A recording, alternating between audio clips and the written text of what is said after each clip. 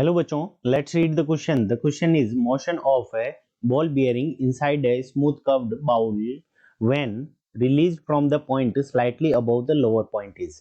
ठीक है बच्चों, तो इस क्वेश्चन के अंदर क्या दे रखा है कि बॉल बियरिंग का मोशन कैसा होगा जब उसको एक कर्व्ड बाउल के अंदर छोड़ा जाता है लोअर पॉइंट से थोड़ा सा ऊपर. ठीक है, तो पहला ऑप्शन दे रखा है सिंपल हार्मोनिक, दूसरा नॉन पीरियोडिक, तीसरा दे रखा है पीरियोडिक और चौथा दे रखा है पीरियोडिक बट नॉट एसएचएम. ठीक है बच्चों, तो इस क्वेश्चन को हम क्या करते हैं, diagram with the help of diagram हम समझ लेते हैं. तो ये हमारा क्या है, कर्व्ड बाउल है. ठीक है बच्चों, अब ये है हमारा इसका लोअर पॉइंट. अब हमने क्या किया है, इस लोअर पॉइंट से थोड़ा सा ऊपर, ठीक है, हमें दे रखा है a point slightly above the lower point.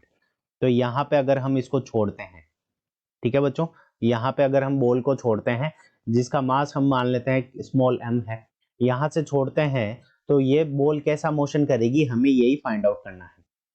ठीक है बच्चों, तो अगर इसका हम फ्री बॉडी डायग्राम बनाए तो इसकी कुछ ना कुछ अगर हम हाइट मान लेते हैं, यहाँ से कुछ ना कुछ तो हाइट होगी.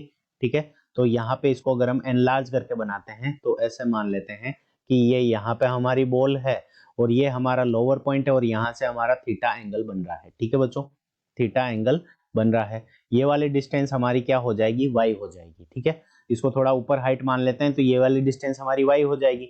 अब देखो इसके ऊपर क्या होगा कि जैसे ही यहाँ पे बॉल को छोड़ेंगे तो वो इस तरफ से इस तरफ आने की कोशिश करेगी, क्योंकि यहाँ पे इसके पास में कुछ ना कुछ क्या है कि पोटेंशियल एनर्जी है, तो वो काइनेटिक एनर्जी में चेंज होकर इस तरफ आएगी फिर वापस इस तरफ जाएगी. ठीक है बच्चों, तो इसके ऊपर जो रिस्टोरिंग फोर्स हो जाएगा एफ आर, रिस्टोरिंग फोर्स है तो minus m g sine theta. ठीक है बच्चों, रिस्टोरिंग फोर्स कितना हो जाएगा, -mg साइन थीटा. ठीक है बच्चों, क्यों होगा -mg साइन थीटा, तो देखो यहाँ पे कुछ ना कुछ एंगल है तो इसके ऊपर क्या लगेगा, एक्सेलरेशन ड्यू टू ग्रेविटी नीचे की तरफ लगेगा. ठीक है बच्चों, तो वो कितना हो जाएगा, -mg साइन थीटा. अब देखो -mg साइन थीटा, अब देखो हमें क्वेश्चन के अंदर क्या दे रखा है कि जो पॉइंट है वो क्या है, लोअर पॉइंट से थोड़ा ही ऊपर है, यानी थीटा की वैल्यू क्या होगी, ऑलमोस्ट थीटा इज स्मॉल, क्योंकि लोअर पॉइंट से थोड़ा ही ऊपर लिखा है तो थीटा इज स्मॉल. ठीक है बच्चों, तो जब थीटा स्मॉल होता है तो sine theta is equal to किसके हो जाता है, थीटा के इक्वल हो जाता है. तो F R is equal to -mg theta. ठीक है बच्चों, अब देखो यहाँ पे क्या होगा कि ये वाली जो होगी वो हमारी क्या हो जाएगी, रेडियस आर के इक्वल हो जाएगी, और ये हमारा क्या हो जाएगा, थीटा अगर हम वैल्यू कैलकुलेट करें तो ये आर के इक्वल होगा और ये हमारा क्या हो जाएगा, वाई. ठीक है, तो यहाँ से theta F R is equals to -mg, theta की वैल्यू कितनी हो जाएगी, तो y अपॉन r. ठीक है, अब रिस्टोरिंग फोर्स को एफ आर को हम क्या लिख सकते हैं, by Newton's law m into A. ठीक है बच्चों, तो M A is equals to हमारा क्या हो जाएगा, -mg y divided by r.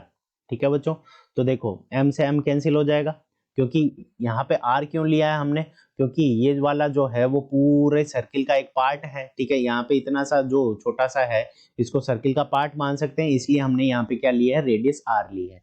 तो m a से a, यहाँ पे देखो m से m कैंसिल हो गया, तो एक्सिलरेशन क्या है, is equals to -y upon r.